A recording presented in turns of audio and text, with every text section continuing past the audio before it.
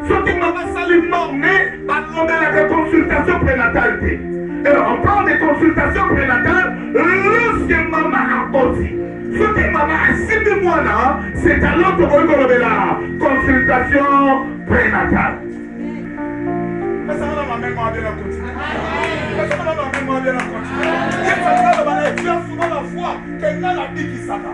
Maintenant, quand un enfant va dire ça, tu dois avoir la foi. Je suis aussi capable de ressusciter les morts. Bien que tu n'as jamais vu, je vais ressusciter. J'aimerais dire à un enfant de Dieu, si tu crois que Dieu t'appelle ça comme maman, n'y va pas que les loyaux s'habillent qui ça. Si tu crois, ma camone le salamate, il y a ton combat d'amour et pas une aïe. Parce que la mort, on a continué. On a continué. On a mettre le sur la résurrection. Quand la Bible est sur la résurrection dans le Nouveau Testament. Résurrection à l'imposso. Bakbaye ma combat résurrection. Mais mon bandi en mot. Et ça la fille de Jairus. Na sembelinza. Ma kambo non mo yebate. Ouais salamate. Yo salamata koso bana. Est-ce que vous pouvez s'en amener notre vie? Et tout le monde qui n'a qu'à c'est la première fois. Abinisi Mbeli, Tamanga Tchouva, Nicolas Fomani, Mbongo Mbini, Abraham, Konsala Mwana Boeke, Baluka, Tana Mwana Pate Nasi, Bibliothèque, Abraham Mwana Pate. Vous avez une classe, la classe de cours de géographie, totalement sur les animaux de basse classe, dans les animaux de basse classe, Ntaba Matali Kolango Bate, même Matali Kolango Bate, même Kolowana, dans ma brave Matali Nassima, Amoni Mwana même Kolango Ba, Mwana même Matilde Néligne. Si tu respectes les principes, ce qui est impossible aux yeux des hommes, sera possible par Ayo. Il y a des principes comme la dîme. Si tu les respectes, Dieu fera de sorte que ce qui est impossible aux yeux des hommes est comme possible et par Ayo. Il y a respecte les principes.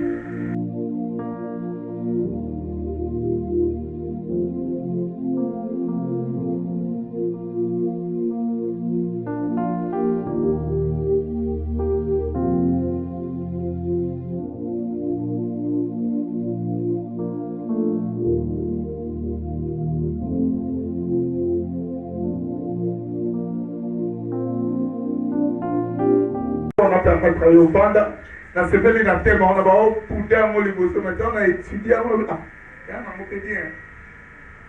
dans la Genèse chapitre 21, autant en yon maintenant autant, comme dans la 14e verset, qui dans le 19e verset. Je lis la parole au nom du Seigneur. Abraham s'éleva du bon matin, il prit du pain et une outre d'eau qu'il donna à Agar et le plaça sous son épaule. Il lui remit aussi l'enfant et la renvoya.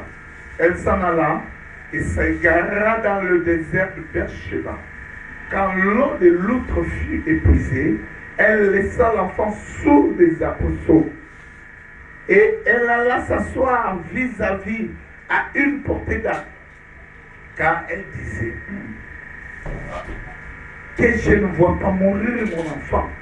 Elle s'assit donc vis-à-vis de lui, elle éleva la voix et pleura. Dieu, là, n'attendez les personnes, et ça n'a moins 5. Là, n'a bien. Elle alla s'asseoir vis-à-vis à une portée d'arc. Elle disait que je ne vois pas mourir mon enfant. Elle s'assit donc vis-à-vis de lui, elle leva la voix et plaira. C'est Agar qui plaît. Or, l'enfant aussi plairait. Vous êtes d'accord avec moi? Poété. Tout solo là. Est-ce que vous êtes là? Ok. La Bible dit, elle s'assit et Agar plaira. Ça va l'église. Écoutez maintenant le verset 17. La Bible dit, Dieu entendit la voix de l'enfant. Est-ce que vous êtes d'accord avec moi? Mais la maman aussi plairait. Mais pourquoi Dieu n'avait pas entendu la voix de la maman? Ça c'est très important. Dieu entendit la voix de l'enfant et l'ange de l'Éternel, l'ange de Dieu appela du ciel Agar. Il a entendu la voix de l'enfant, mais il a appelé Agar. Est-ce que vous êtes avec moi? Les lots dans mon autre. Non, sentir yo. Tenez dans sentir yo. Pour faire ça, ma casse sur la terre. Il a entendu la voix de l'enfant et l'ange de Dieu appela du ciel Agar et lui dit: qu'as-tu, Agar?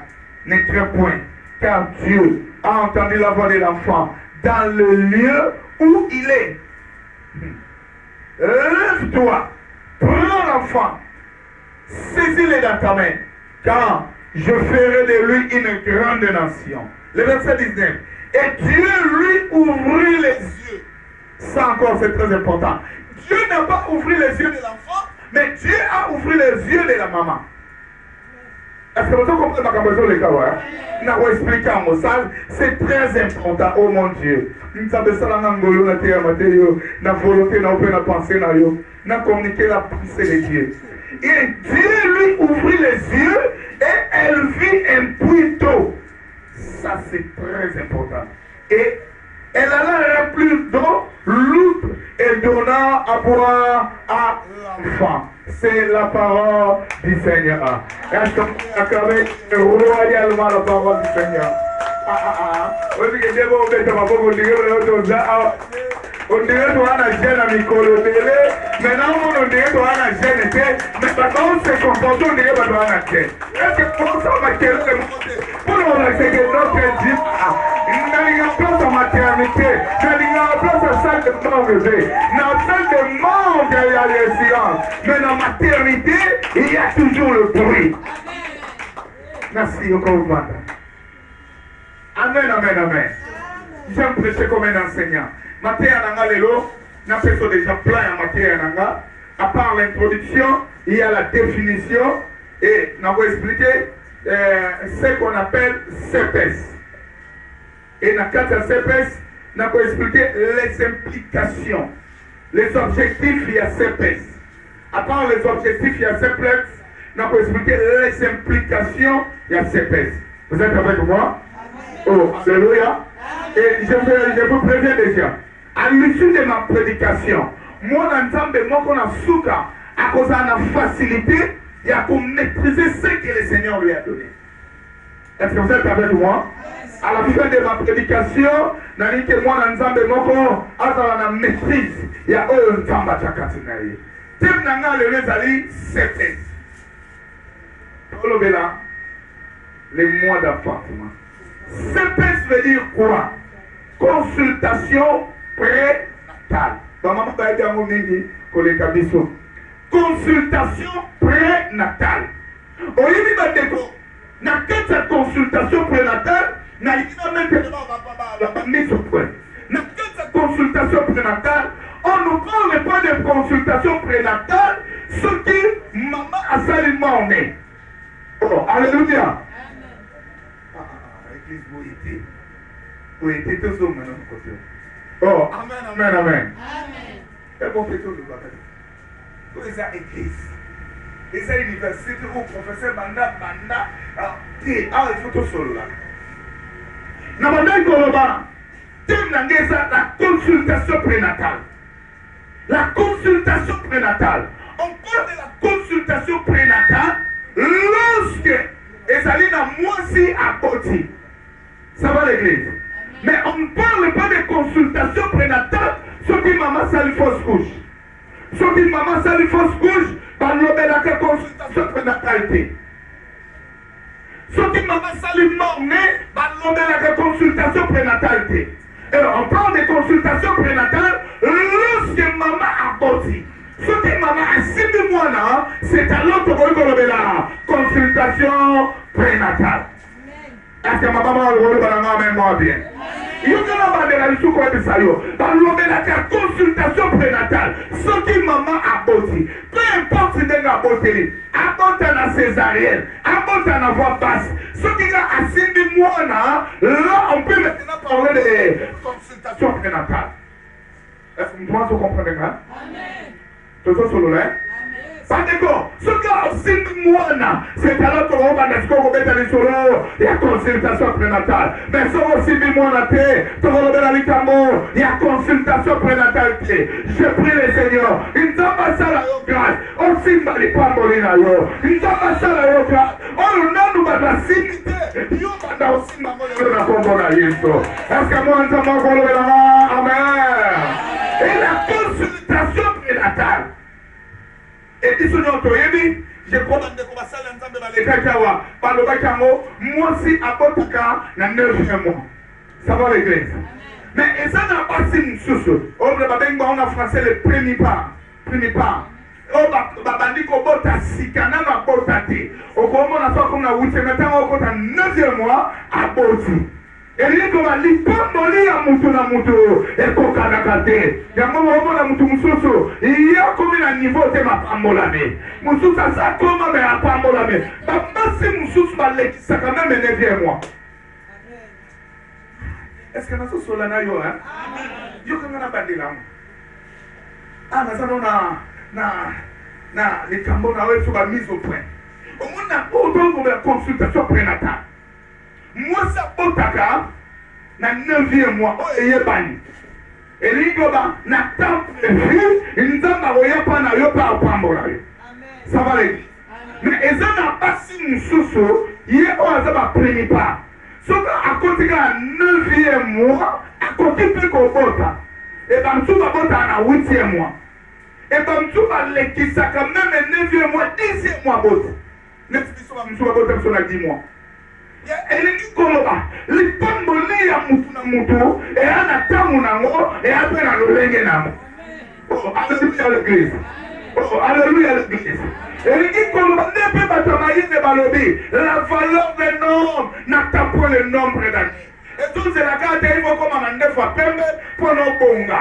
Et tout c'est la carte, pour un diplôme d'état pour nos bonga. Mais pour nos pambolama, tout dépend des Dieu. Et nous avons ça la gandege naye. Comment nous pouvons agir moko? Il y a bonga mais il y a bonga té. Il y a bala mais il y a balaté. Tout dépend des Dieu.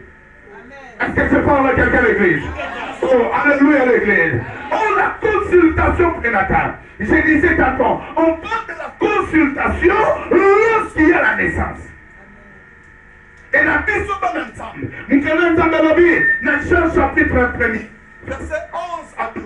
À tous ceux qui l'ont reçu, à tous ceux qui croient à son nom, il leur a donné le pouvoir de devenir enfants de Dieu. Ce qu'on peut t'amener au bénémoine ensemble, c'est qu'on a quoi la consultation prénatale.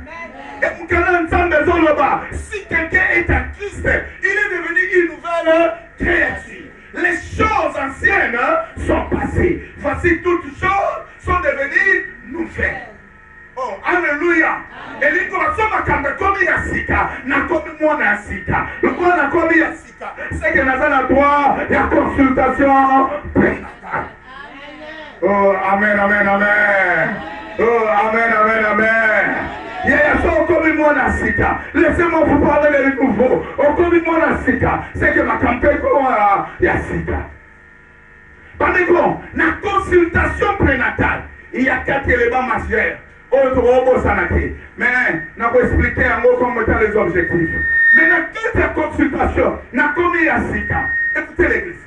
Les dieux que nous prions. Dans mon ami, on dirait des rangées pour permettre ça. Les dieux que nous prions n'est pas un Dieu statique. Les dieux que nous prions, je disais, n'est pas un Dieu statique. C'est-à-dire un Dieu figé sur quelque chose.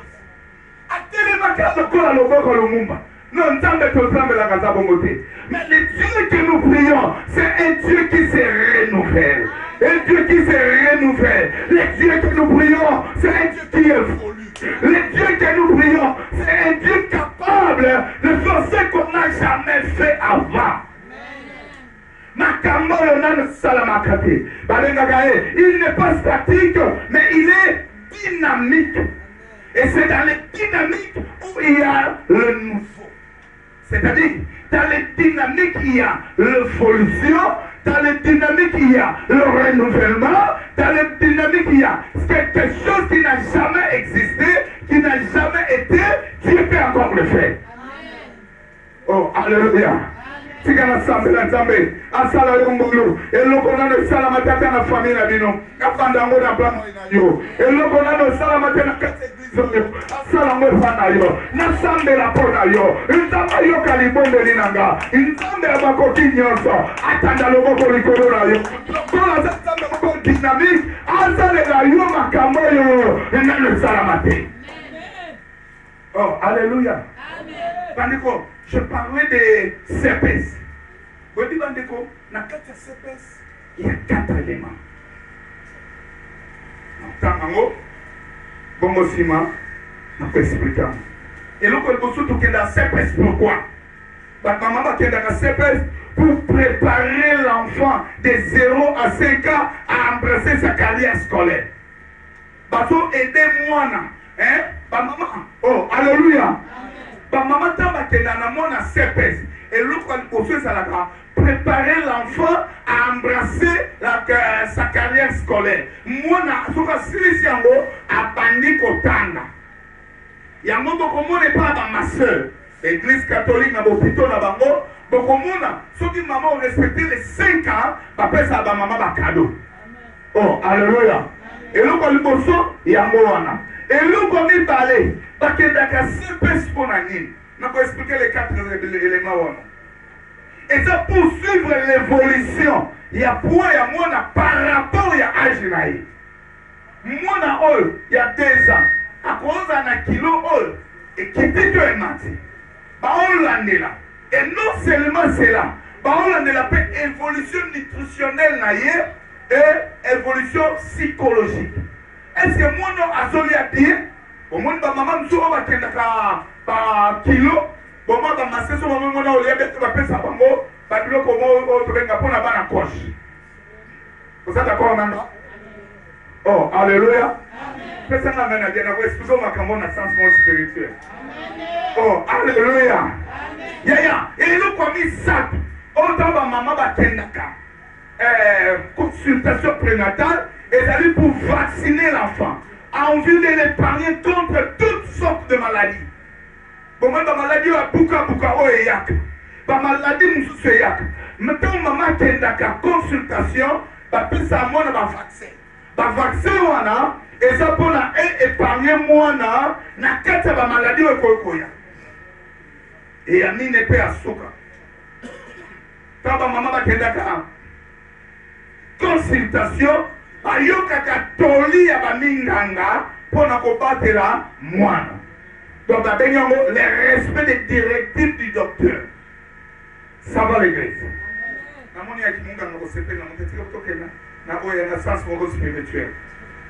Oh, alléluia. Donc, ça mène-moi bien. Alléluia. Lorsqu'on parle de la consultation prénatale, en d'autres termes, CPS, dans l'aspect spirituel, dans l'autre côté, on a dit non, on a la jeunesse.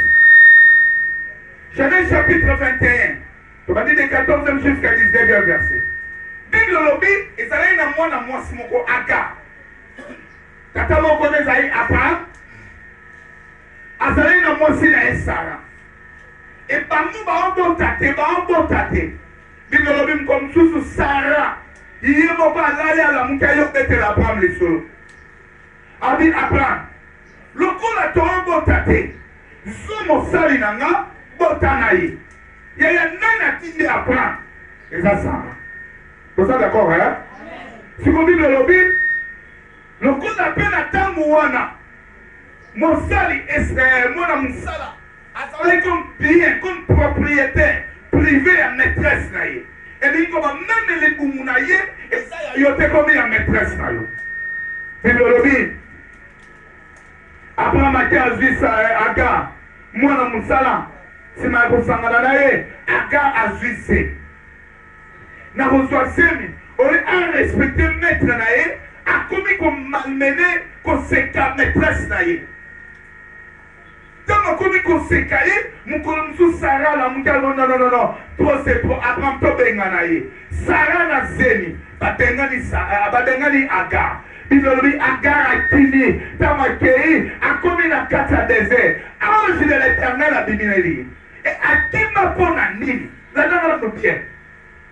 akima parce que babandaki konyokola ye epai ya Sara. Bible lobi te ke babenganaki ye. Bible lobi akimi. Il y a des souffrances qui ont été dans Takima. Oh, alléluia. Tango akimi. Tango akimi. Anja kutene na nzira. Abi Sara. Oti wapi.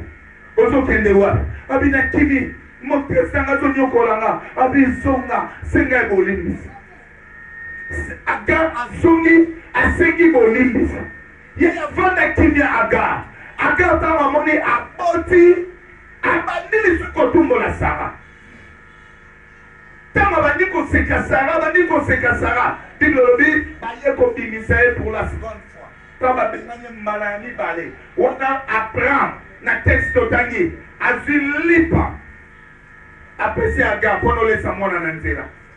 Azil bidon ya mai. Babenyo outre do. Apesi yango aga. Aga abandi kokende. Aga abandi kokende. Badeko. Na kokende ya aga. Aga akomi quelque part. Maye sili. Lipe sili. Na kata désert. Mwana komi kolela. Mwana komi kolela. Sika doto tama. Pendant que mwana olela. Aga alobeo mwana nanga okufa. Afi mwana atike mopandi. Aga atiko fana msanti. Alobina ina mwana tendenge nini mwana nanga atokufa. Et puis ce sont là.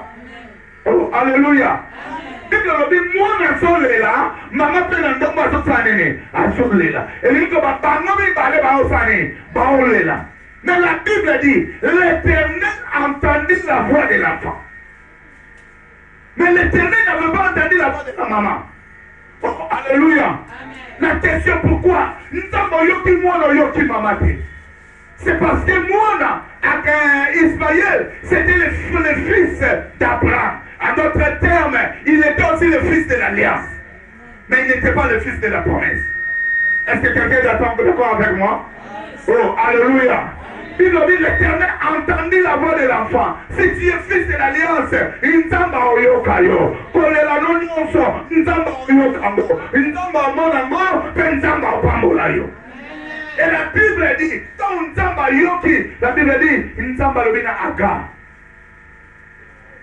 A fongoli ebiso. Abitala ligula mai pembe. Ligula mai ezalaki na ba omona. Moi, je peux dire à un enfant de Dieu, écoute-moi. L'homme peut te donner un autre d'eau, mais Dieu te donne toujours un puits d'eau. Nzamba opeso ligulu ya mai, na mukamo kili, opeso la bidon pamba. Oya mukamo kili ekosila, mais oya Nzambe ekosila te, ekosekuize te. L'homme donne un puits d'eau, l'homme donne un autre d'eau, mais Dieu donne le puits. Oh, alléluia. Laisse-moi dire à un enfant de Dieu. C'est là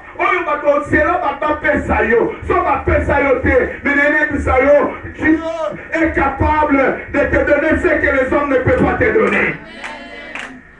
Tu as donc des consultations. On prépare pas la litambomogon. Je me dis à un enfant de Dieu. Tu as déjà la bénédiction. Mais Dieu te prépare pour quelque chose. La bénédiction est là, mais Dieu te prépare pour quelque chose. On ne peut pas parler de cette sans avoir l'enfant. De la même manière, celui qui a quelque chose, Dieu te prépare maintenant pour des grandes choses. Voilà pourquoi j'aimerais dire à un enfant de Dieu, c'est que les hommes ne t'ont pas donné, Dieu est capable de te les donner. Et j'aimerais dire encore à un enfant de Dieu, Nzamba lingi, alongona oya kala, akotusona oya sika. Na ina kapele mwana Nzamba mago, oyo Nzamba pesa yo, Nzamba linga pesa yo, oyo leki yango. Oh, Nzamba pesa yo. Et lelo, Nzamba ngaleka. Soki Nzamba pesa yo 5. Soki Nzamba linga pesa yo 10. Soki Nzamba pesa yo 10. Nzamba linga pesa yo 20. Opesi nga menma bien malobo ezala ya yo. Opesi nga menma bien Nzambe na nzala Nzambe na yo. Bien-aimé dans le Seigneur, Dieu veut te faire quelque chose au nano et salamate. Oh, alléluia. Oh, alléluia. Makambo yo nano et salamate. Nano yoka wana lisolote. Nzamba linga banda iswa wana na vina. Amen. Wewe sana makamsusu. Yaya sina yoka nikambo. Mesama makamsusu nano yoka te. Nzamba linga banda wana vina yo. Amen. Oh, amen, amen, amen. Natangi na Bible. Tendotanga onandako. Na Marc chapitre 5. Histoire ya fille ya Jairus. Bible lobi, la fille de Jairus a koufi. Bible lobi, maman lobi, oh, on est au monde à Jésus.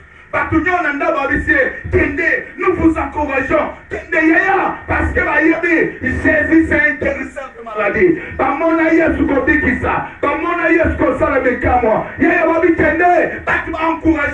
Nous sommes des cœurs avec toi. Et pendant qu'ils sont bénis,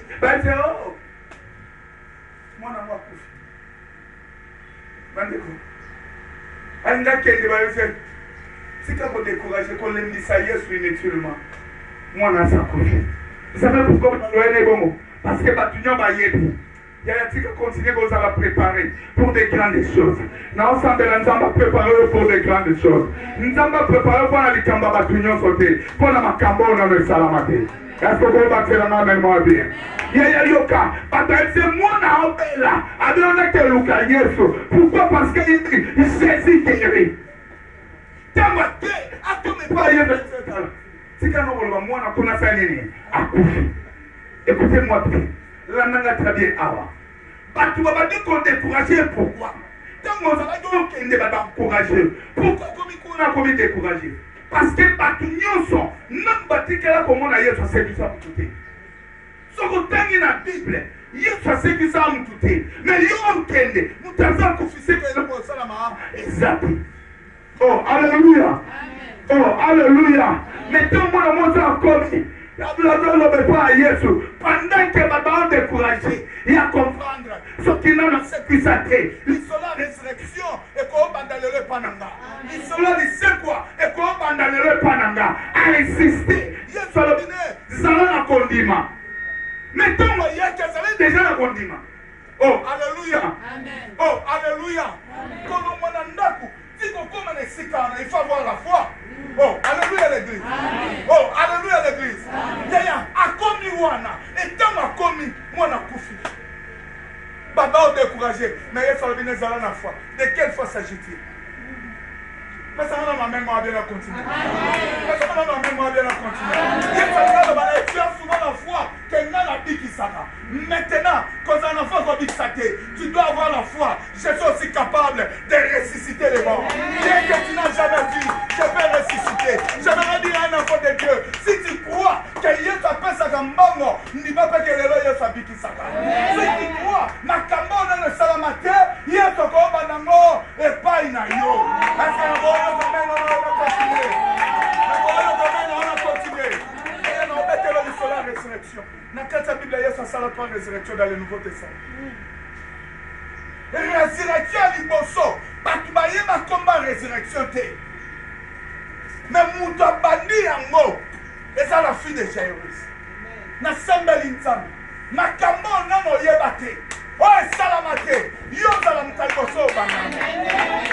Est-ce que vous pouvez s'en emmener dans notre vie? Est-ce que vous pouvez dans la Bible? C'est la première fois.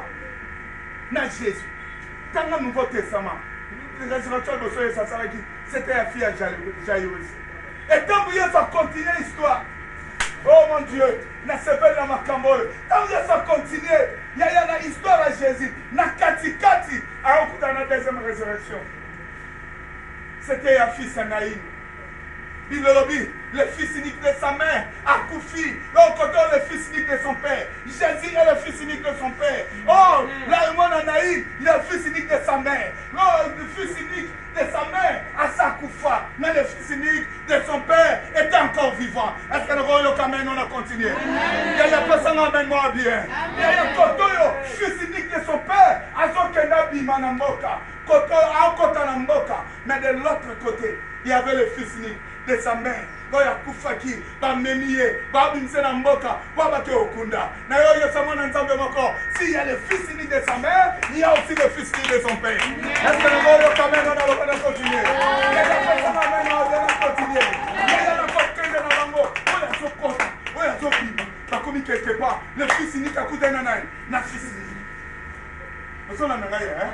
Oh, alléluia. Le fils unique a coûté un fils unique. Yoke le kamala. Et le Bible c'est le fils unique est vivant, à côté d'un fils unique est mort. Est-ce que vous battez la main moi? Et vous avez ça que c'est le fils unique de son père. Mais vous avez le fils unique de sa mère. Oh mon Dieu, nous sommes pas malades. Et toi, vous avez vous avez même qu'à cercle.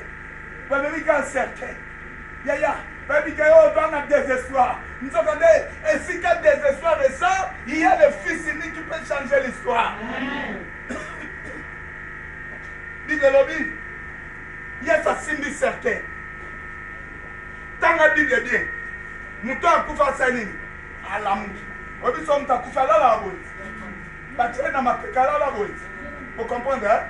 Maintenant, il y a ça sécurité. Il y a une positionné. Il y a Rovan. Vous avez dit, il y a un petit peu de Rovan. Mokonzi. Et nous avons l'homme na liwa, na komi na dimension ya bakonzi. Esambeli nzambelelo. Soki nzamba soki sama kamulalo. Otika na position kalate, okoma na position ya bakonzi. Soko ndinyango ko banda sikoyo. Nzamba kotiso na dimension wa. Est-ce que vous avez amen moi bien? Le fils unique est ressuscité. Oh, amen, amen l'église. Oh, amen, amen l'église. Et troisième résurrection. Oh, il y a ça là dans le Nouveau Testament. Et ça là qui est résurrection, il y a Lazare. Et c'est quand Lazare a sa koufa. Lazare est mort. Il faut consulter Jésus. Lazare est mort. Il faut consulter parce qu'il y a un monsieur qui est mort. Le toqué. Et t'en vas comme Nathan. Bible le dit. Il y a Abeleli Lazare. Lazare. Abeleli sort. Bible le dit. Lazare a bini placé. Écoutez-moi l'église. Je vais terminer le point ici. Oui, mais dans la résurrection, il s'attend. L'anda bien. Oh, il y a ça dans le Nouveau Testament. La résurrection du Bosso. Et ça, il y a fille à Jairus. Vous êtes d'accord avec moi? Amen. Oh, amen, amen, amen. Et ça là, il y a 4 ans. Est-ce que vous en avez bien? Résurrection du balai. Oh, il y a ça sali. Et ça, il y a fille à Naïn. Et ça, il y a une tela. Résurrection du sat. Oh, et ça, il y a Lazare. Basi bakunda qui est. Et lui, comme un nini. Là, on bien. La situation vient de commencer. Je vais dire à un enfant de Dieu, même si la situation vient de commencer, consulte Jésus. Il est capable de donner la situation. Oh mon Dieu. La situation vient de commencer. Consulte Jésus est capable de tout. Amen. Et la deuxième résurrection, en cours de route, même si la situation a évolué, il y a la seule personne qui peut donner la solution, c'est Jésus. J'aimerais encore appeler un enfant de Dieu, même si ta situation est comme une souka, maïel et siki, pas possible à l'ennemi, nous devons faire sa solution. Et ça Yesu, je déclare, quelle que soit ta situation, peu importe le niveau de ta situation, que le Seigneur, que le Seigneur a des niveaux finaux, que le Seigneur appelle sa solution au nom de Jésus. Écoutez-moi encore.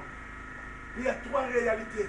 Il y a la résurrection d'Andaku, il y a la résurrection d'Anzela, la résurrection d'Asuka. Et il dit comme Jésus est l'alpha, Jésus est Emmanuel, Jésus est Oméga. Au commençant, c'était Jésus. Même Anzela n'a aucun de Jésus. Natsuka Nanga, c'est Jésus. Est-ce que vous avez amen moi bien? Amen. La consultation prénatale, la première des choses, s'épaisse, il faut être consulté. Te préparer. Hein? Oh, alléluia. Amen. Oh, alléluia. Nous allons préparer dans le cambo dans le salamat. Amen. Il y a la chose en dima. Nous allons préparer. Il y a une famille qui n'a pas ce exemple. La famille n'a pas voyagé à ta pototé. Mais nous allons préparer aux amtalboso, au matif, au avion, au Québec, au zongi. Il y a une famille qui a salé le commode. Les camboumos qu'on a le salamate. On va dire matin de vos salama. Mais Dieu peut commencer par toi. Amen.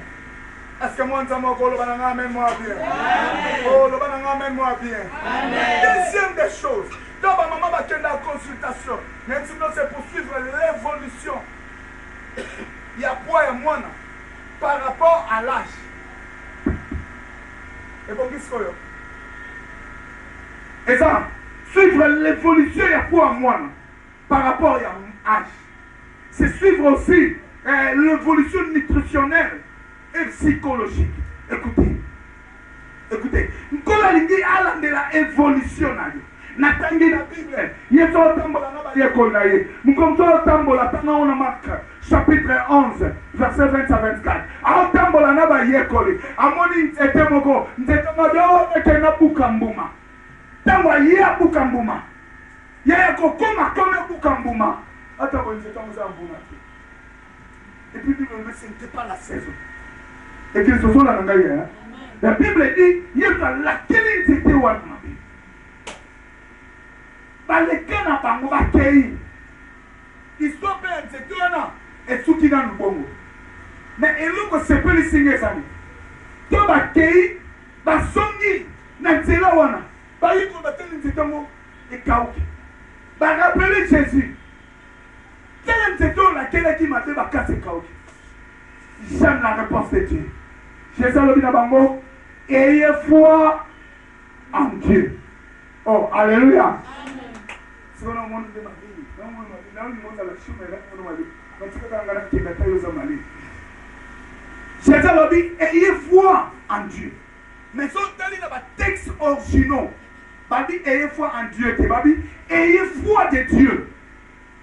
Vous comprenez la différence?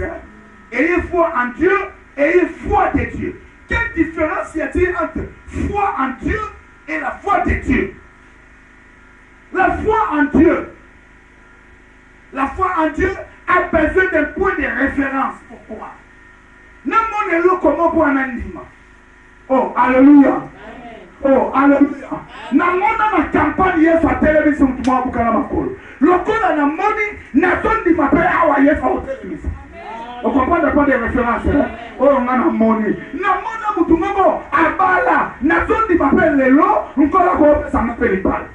C'est ça le point de référence. Il y a un moment où on a église belé. N'importe mutumamo. N'importe tomboli. Et les lots. N'importe la zone du manzabo salini. Oh, tombola. C'est-à-dire, à partir des points de référence. C'est ça ce qu'on appelle la foi en Dieu. Et on commence avec l'église belé. La foi en Dieu. Et ça, on les a ratés. On commence avec l'église belé. Donc, comme il attend, il y a un témoignage. Vous savez pourquoi? La susciter qu'on ne dit pas à tout le c'est pas mauvais, c'est très bien. C'est pour susciter la foi. Donc, de quoi nous avons trompe, nous avons suka, nous avons salé, nous avons dima, nous avons salé, c'est même Dieu peut le faire par marcher. C'est ça ce qu'on appelle la foi en Dieu. Est-ce que je parle à quelqu'un de l'église? Oh, je parle à quelqu'un de l'église. La foi en Dieu a besoin d'un point de référence. Et nous on dit le monde du matin, ça va saler là. Il y a son amour dans le côté. N'a la foi la référence. La foi en Dieu n'a répété. La foi en Dieu a besoin d'un point de référence. De la même manière, Namona a fait de Mona, nous n'avons pas comme Monisanga. De la même manière, nous avons le côté qui est Corona, à Tombolier, nous n'avons pas comme le Kutanga, à Tombolinga. De la même manière, nous avons fait ça Libala, nous n'avons pas comme Pesanga, Libala.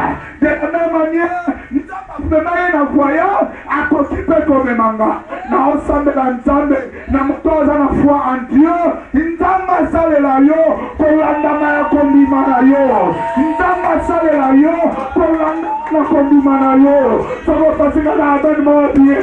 Maloba o koma ya yo, maloba o za la partage na yo. Osanga ya ngote, eko kisama na vie na yo. Au nom de Dieu. Ça c'est ça ce qu'on appelle la foi en Dieu.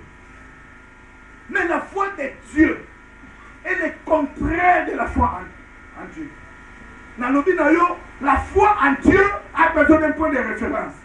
Vous êtes d'accord avec moi l'église? Oh, alléluia. Ça là, alléluia. C'est quand même quelque part. Ça là, c'est un mananga. Alléluia. La foi en Dieu a besoin d'un point de référence. Mais la foi de Dieu maintenant. Oh, nous sommes là. La foi de Dieu n'a pas besoin de point de référence. Oh, alléluia. Et le qu'on a salamate. Maintenant, on dit ma salam. Oh, alléluia. C'est que la Bible dit la terre était informe et vide. Ex nihilo. La Bible dit et Dieu dit que la lumière soit. Et la lumière fit. Il n'y avait rien, mais Dieu a créé quelque chose. Et le qu'on a salamate. La foi de Dieu, Dieu exemple, Jairus va dire, c'est moi là, Abina qui est pas Jésus. C'est moi dans ma couche. Non, non, mon Jésus place à ce que ça dit. Mais nous sommes dit, Naka n'a Jésus à ce que ça. Ça c'est la foi de Dieu. Non, non, mon logo, c'est que ça la maté. Non, mon athée. Mais on dit, alléluia, et qu'on va pas. Sozo di mango, ntama banda atama kamsuna vina yo, ntama banda atama kamsuna vina yo. Na ote ya mwana nzambe moko. Dieu, la foi de Dieu n'a pas besoin de point de référence. Oh, amen, amen, amen. Nathalie Marie, mère de Jésus. Yaya, si un signé le moment ça va au bout, ça va s'amener à moi mobilité. Et ça t'est. Il faut nous faire, il faut mon ça soit seul. Il faut s'amener à moi mobile. Mais Marie, à partir de rien, et là on a le salamaté. Ça c'est la foi de Dieu. Ça c'est pas la foi en Dieu, mais ça c'est la foi de Dieu. Je parle à quelqu'un. Oh, alléluia. Ça maintenant c'est la foi de Dieu. Par exemple, c'est belé. Abraham au bout. Abraham au bout. Abraham yo so mwana na kimobange na sepela na texto yo. Na sukata na mbona kota na troisième point.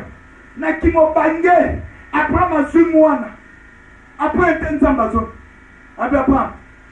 La texto. Le quoi si tu es dans le temps sous réfléchir bien. Mais on y a dit nzamba Abraham. Abraham a dit oui Seigneur. Toi la dit oui Seigneur. A dit donne-moi ton fils. Est-ce que tu as regardé ma salle et par là? Est-ce qu'on le donne-moi ton fils?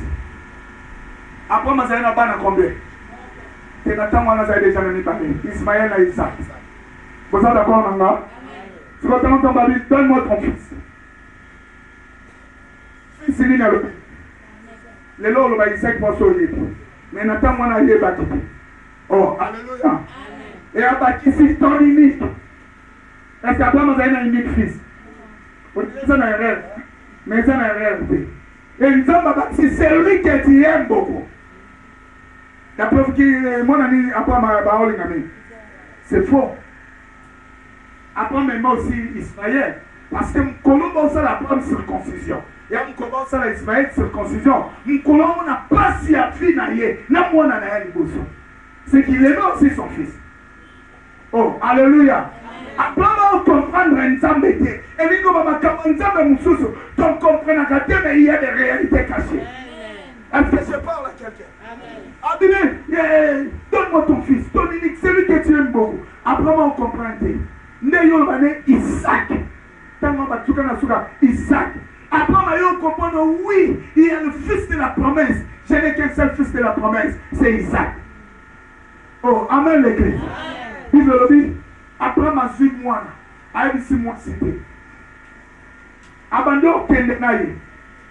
Oh, tant abandon kende basal, ba komi na se ya montagne. Abina basal botika la am. Landa réflexion na bien. Nena la tsoli kamumoko awa est très important. Landa réflexion na bien. Abi botika awa. Le nena la tsoli l'évolution au nzambalanda. Botika la awa. Tokena mwana. Est-ce que Abraham, tu as bien réfléchi?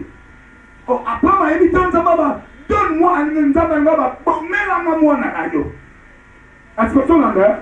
Nzamba fait na pomela mwana na yo. Mais il y a le bango posé là-haut.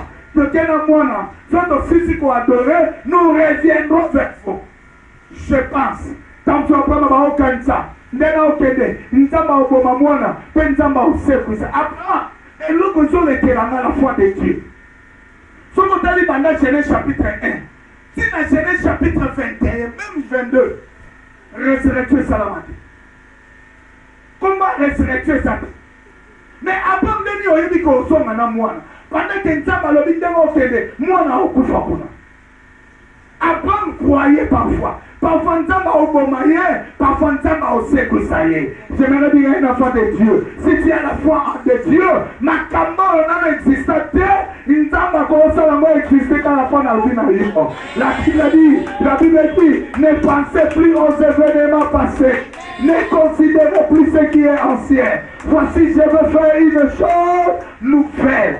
Dieu veut faire une chose nouvelle. La chose qui n'a jamais existé, Dieu veut l'accomplir au nom de Jésus. Est-ce que moi, ça m'a troisième élément de la consultation postcolaire, c'est la vaccination de l'enfant. Envie de l'épargner contre toutes les maladies possibles. Ça comme moi, un vaccin pour la maladie souhaitée. En d'autres termes, on veut équiper l'enfant. Ah, nous avons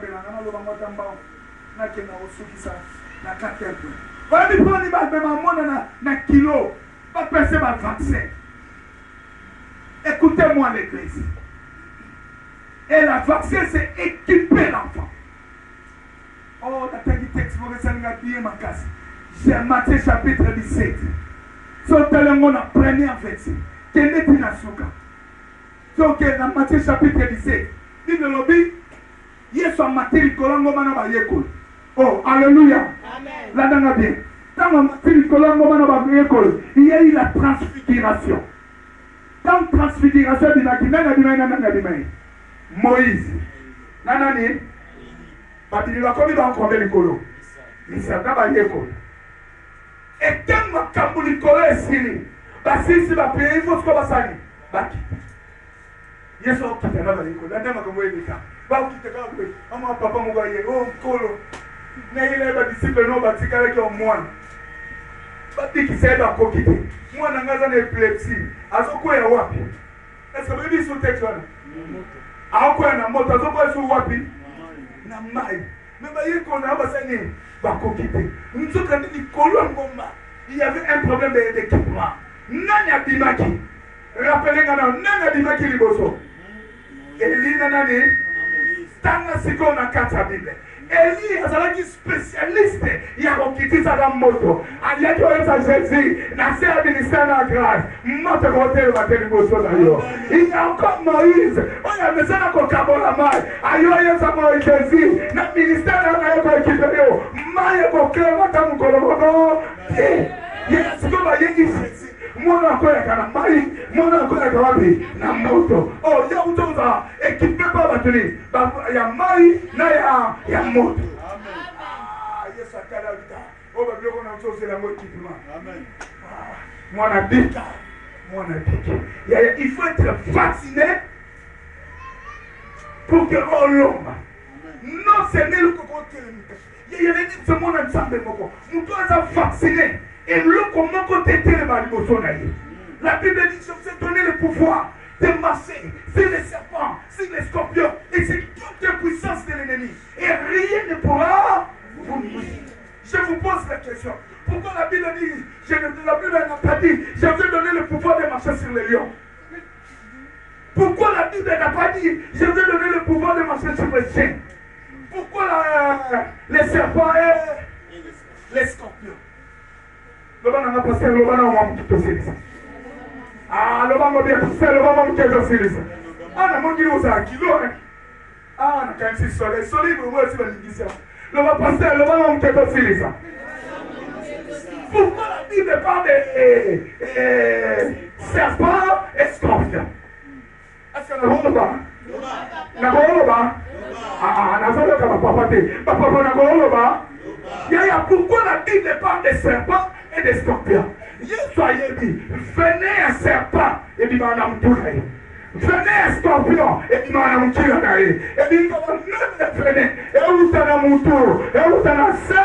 N'a pas si notre pouvoir. Nous sommes en haut. Père, ton la Bolgoria. On s'en a pouvoir. Alors la santé de la santé. On va vacciner contre la famille. On va vacciner contre la maladie de famille. On va vacciner contre la maladie de famille.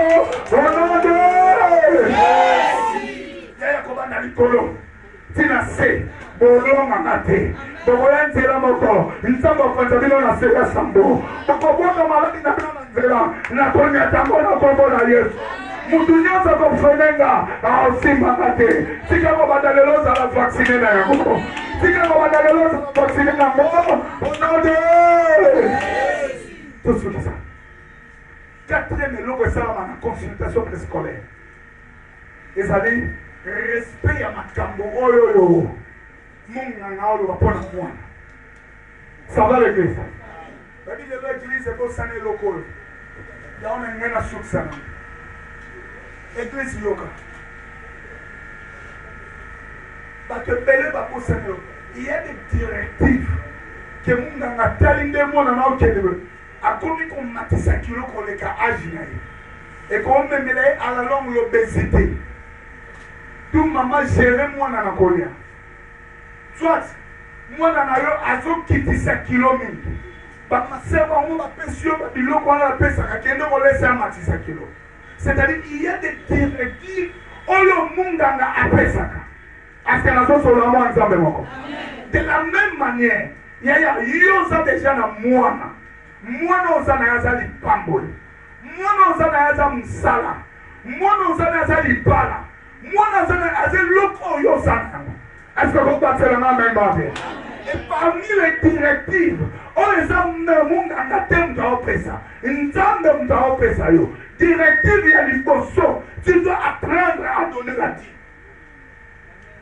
atopesa mene te kotona na yebi nga na opesela mene na kati ya motema na nga nayebi komba dîme epesa bato mosusu kanda yaya tu dois apprendre à donner la dîme obi nde na sawa yaya makasi na yana opema na yango ezangaka ya te eya ngolo ya nzambe poso na tali bato bakufi lelo na mawa semeno na uti olala mbibende misato na balabala esika tokotama esika tokola sisi konga mona o étudiant on a comprendre te po biso lopango na toza juste na prince na ebande na bongolo na balabala na biso lopango tokangama na moto akufi na katikati ya balabala moto akufi na kwa balabala moto akufi bango na bakufi mokolo moko esabe akufi asali kristo akende opitele ye bakufi ye bakufi bato misapi mokolo moko elekeli bato nzambe nga nasali mpo na kufa te nga nasali mpo makambo wana ekomelanga te nayena tuna mama moko lokona olobela makambo ya consultation préscolaire mama ya bota na césarienne bota césarienne te oleki ye na nini yo oza spécialiste akobota yaka ngolo ya nzambe yaya ndeko wana sisi koza na mongo baproblème oleki ye te eza kaka ngolo ya nzambe nde nzambe asali yo mais en guise ya reconnaissance naoyebake nyonso nasalaka yango na nzambe soki nalongoli 1/10 na nga napesi nzambe ya elingi oloba nous sommes ouvriers avec Dieu.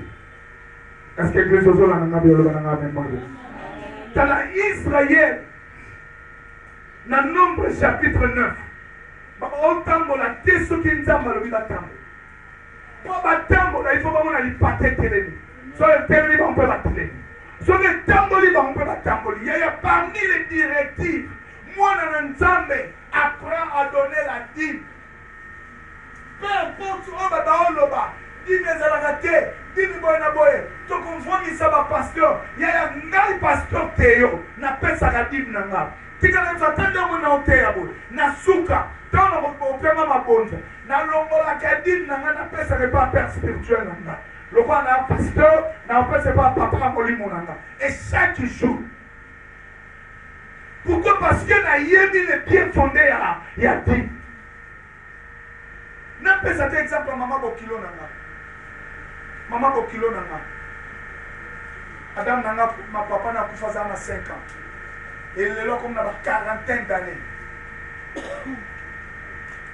mais tant papa nakufa azali magistrat liboso nakomi na kalama tant papa nakufi mama baosambela chaque fois soki dîme bazwi salaire bapesela so mwana akomi na 18 ans bakati kopesa mbongo ye soki azwika mbongo anakoti na chambre asambeli abi nzambe mbongo naliaka nanga mote na bana otende na yo avant longoli dîme ake opesa Après ça, on a 18 heures.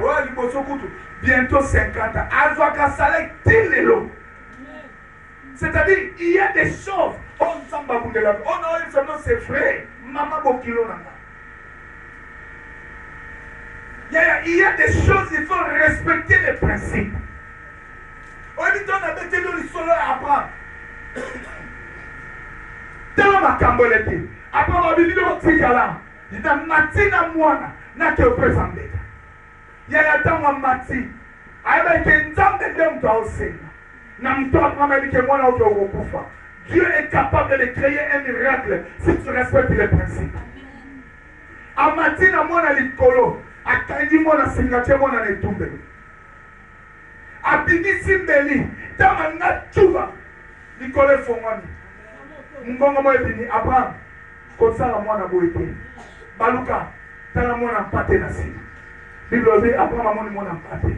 Wewe ngana utotanga klasi. Na classe de cours de géographie, tu as sur les animaux de basse classe. Dans les animaux de basse classe, nous avons matalikola ngobate. Même matalikola ngobate. Même kolowana. Dans ma quoi matali na sima. Amoni mwana même likola ngomba. Mwana même matinde ngendini. Nous avons ngalo banae. Si tu respectes les principes, ce qui est impossible aux yeux des hommes, est possible par ailleurs.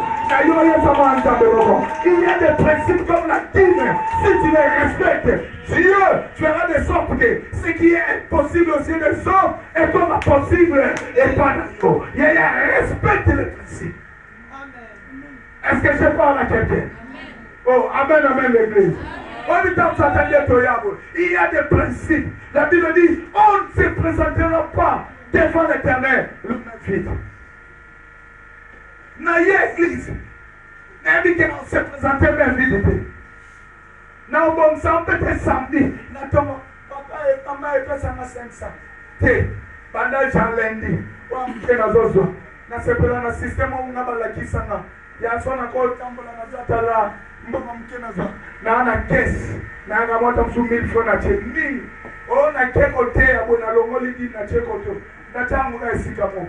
Dimanche, des fois, na yaga na so na kena sima na fongole agenda na bambongo kabona ni bambongo mabonza ba uto pesa ma ya mabonza te na sanza mabongisi yango na pesa kango ofrande so ya kuna pesa kadi ba prepara ka ofrande mukolo wana te église lelo ko kanisa te que so na pesi ti na bongisi pasteur non non pesa po pesa na mitete non pesa pasteur o pambola mate.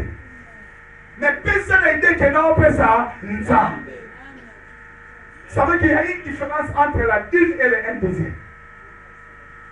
Oh, alléluia. Il y a une différence entre la dîme et le indésir. Et l'église d'aujourd'hui donne le indésir, ne donne pas la dîme. Vous êtes d'accord avec moi? Oh, vous savez tout pourquoi? Pourquoi ça m'a dit?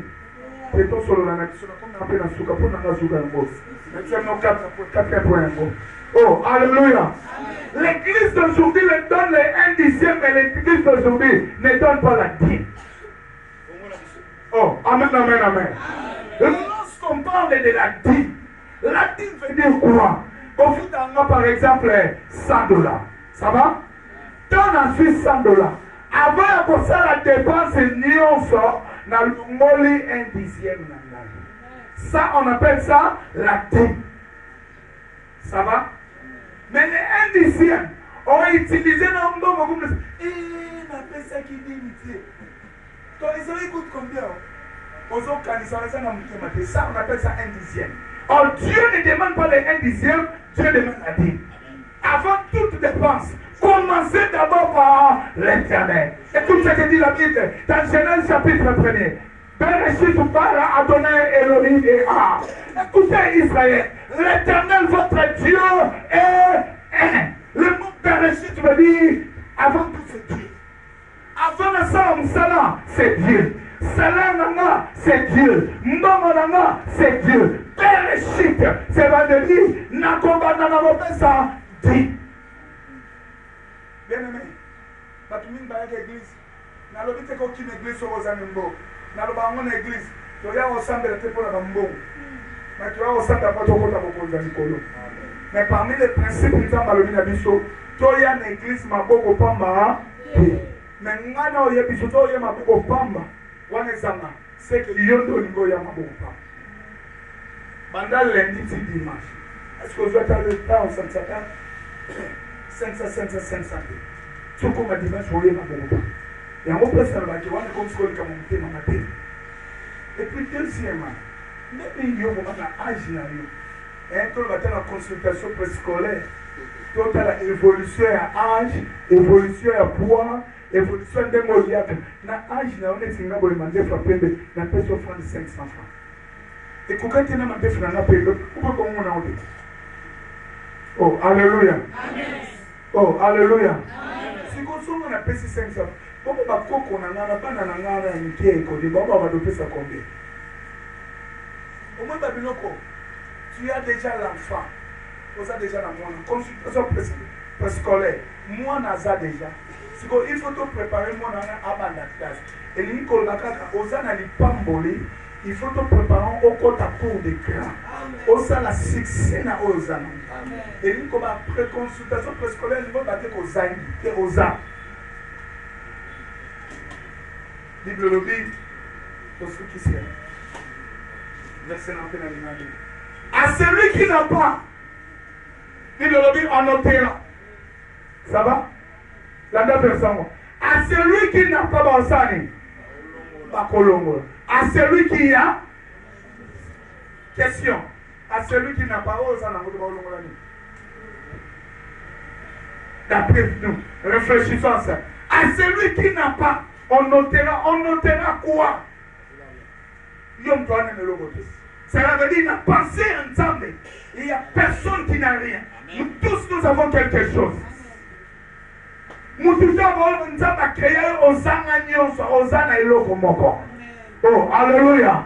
Mais les locaux, on a sauté au salaire à monter et à monter à côté. Mais dans le mouton, salaire nous avons bâti. C'est quand on va la Pambolino, à Pambola Lilomanaye, pour que les bosso, n'a pas de sur ma fille. Amen.